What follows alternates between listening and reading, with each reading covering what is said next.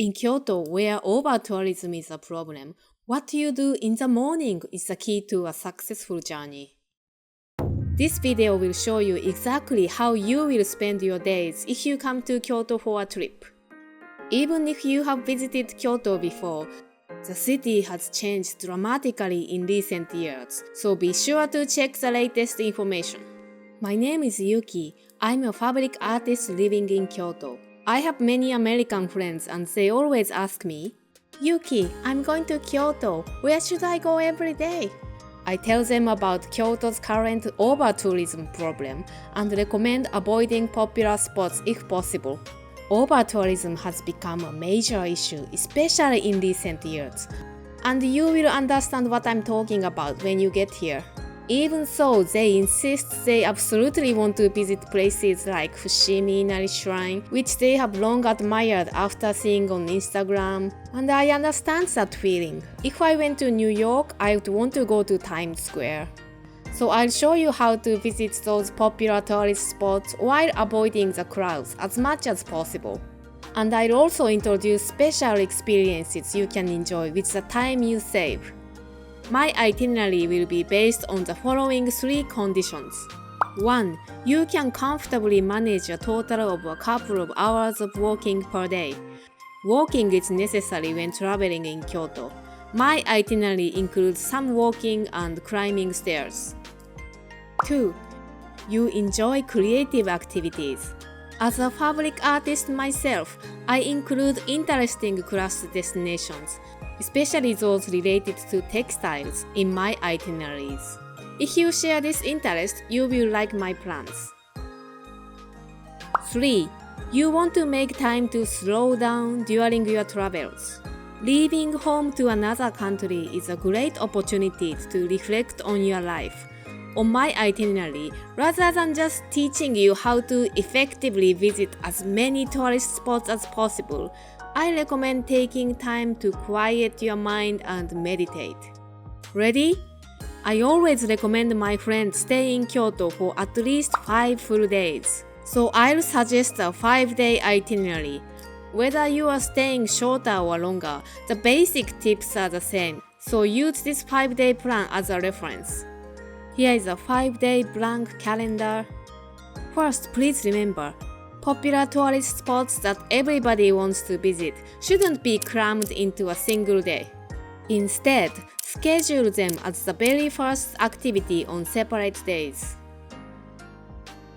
The top 4 popular spots are Kiyomizudera Temple, Kinkakuji Temple, Fushimi Inari Shrine, and Arashiyama with its bamboo grove. My itinerary includes all of them, but choose whichever you like. Among these, the bamboo forest at Arashiyama and Fushimi Inari can be visited 24 hours a day. What I mean is, those places don't have gates that open at a set time. First, let's take a look at the bamboo grove in Arashiyama. It's around 2 p.m. and there are so many people here. As you walk, you hear like 5 different languages spoken. It feels like being at an airport. This is a bamboo grove at sunrise, with hardly anybody around. You will be able to take some wonderful photos. Fushimi Inari Shrine is also best experienced early in the morning when there are no crowds, allowing you to fully appreciate the endless rows of torii gates.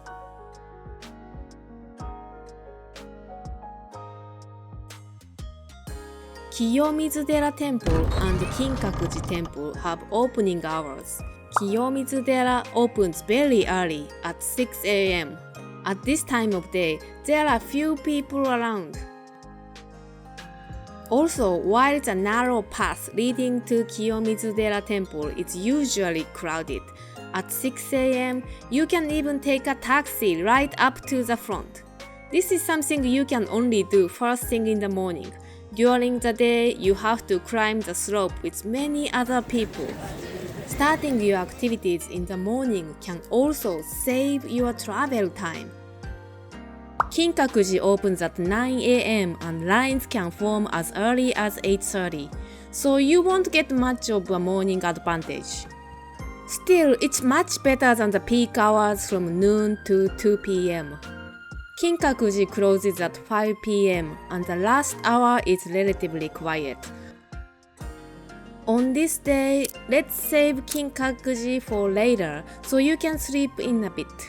Oh, by the way, when I say first thing in the morning sightseeing, I mean around 6 a.m. I know it's really early, but let me explain why I want you to start so early. Kyoto residents start moving around from about 7 a.m. to get to school or to work, and stations and roads stay crowded until around 8:30. I want you to get moving before that.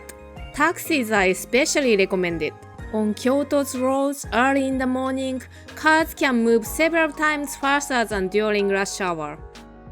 After finishing your morning sightseeing, head back to the hotel for breakfast. You could even take a short nap. A 15 to 20 minutes nap after coffee allows you to wake up refreshed before entering deep sleep, giving your brain and body a brief rest. Well, we have covered the popular tourist spots. You have 5 days, so you still have 1 full day free, so I want you to use that day to go to the suburbs. The northern part of Kyoto City is mostly mountainous, covered in trees. Taking a day trip to the suburbs, even just for 1 day, will enrich your Kyoto journey. My recommendation is to go to Ohara. You can get to Ohara by subway and bus, but if you don't mind paying like $50 to $60, take a taxi, that's just easier. In the morning, please visit Sanzen-in Temple in Ohara.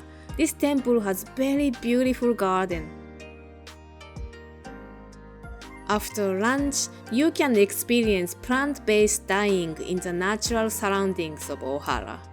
This place is called Ohara Kobo, where you can dye scarves using indigo and various other plant-based dyes. Reservations are required, so be sure to check their Instagram. I will post a link in the description of this video. Here is some basic information about Ohara. Ohara is a historic area located near the mountains northeast of Kyoto City, with the rice fields in the basin and temples near the mountains. Sanzen-in Temple, Ohara's most popular tourist spot, is located in this area. Taxi will take you to near the entrance, or it's a 13 minutes walk from the Ohara bus stop. After visiting Sanzen-in, walk past the bus stop area towards the Ohara Kobo dyeing studio. It takes about 20 minutes and there are restaurants along the way, so grab lunch there. At Ohara Kobo, you can enjoy scarf dyeing and shopping for like a couple of hours. One thing to note, many people visit Ohara during the peak autumn foliage season in November because it's famous for its colors. Sanzen-in gets especially crowded. If you want to avoid the crowds even a little, try visiting Jakko-in Temple, located in the opposite direction from Sanzen-in. It's about a 17 minutes walk up narrow slope from the bus stop. There are restaurants nearby too. I want you to experience the suburbs on my itinerary, and my top recommendation is definitely Ohara. Well, Ohara was a full day plan. Let's think about what to do with the remaining free time on the other 4 days. Since you will be in Arashiyama this morning, a bit far from the city center, let's make the most of your time here. Arashiyama has more to offer than just a bamboo grove. A 15 minutes walk south from the bamboo grove brings you to Togetsukyo Bridge, a large wooden bridge. It gets very crowded during the day, but mornings are relatively quieter. Shops and temples in Arashiyama start opening around 9 a.m. If you go to the bamboo grove at 6 a.m. and finish by 7, you will likely have some time to kill. If you plan to spend the morning in Arashiyama, adjust your schedule accordingly before heading out. Now, let's think about what to do with the remaining free time. On your first day in Kyoto, why not just wander around the city? In another video, I mentioned that if you are traveling to Kyoto, I recommend staying near Kyoto Station or in the downtown area. Those locations are great for aimless wandering and are really enjoyable. You can also do lots of fun shopping. On your first day, it's a good idea to explore what's near your hotel. If you haven't seen this video yet, be sure to check it out later.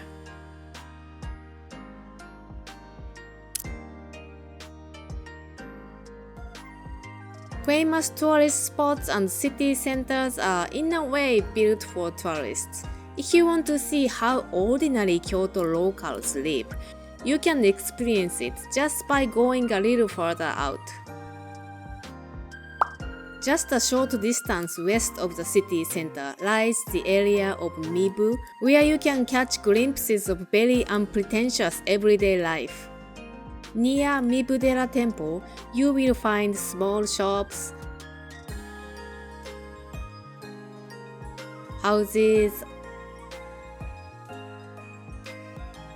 and dye studios. KAWAI flag, a dye house with over 110 years of history.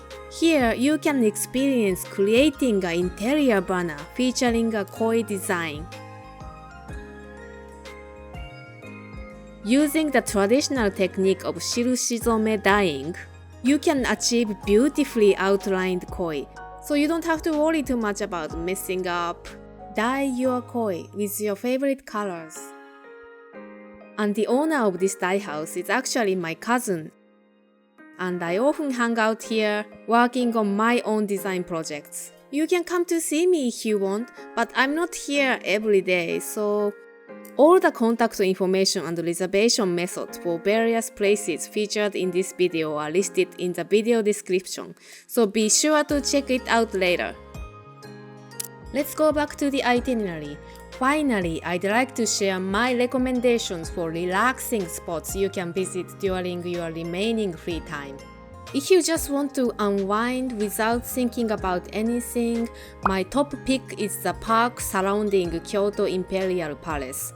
This place is easily accessible from the downtown area, and you can simply stroll around the grounds without even entering the palace buildings. So no entrance fee, no security check. Benches are scattered throughout the park, perfect for sitting and thinking, or not thinking about anything.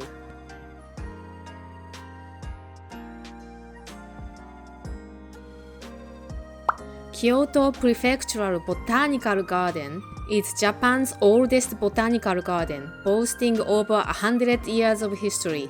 It is easily accessible, located right next to Kitayama subway station. Citizens enjoy strolling and relaxing here. And it's beautiful throughout the seasons.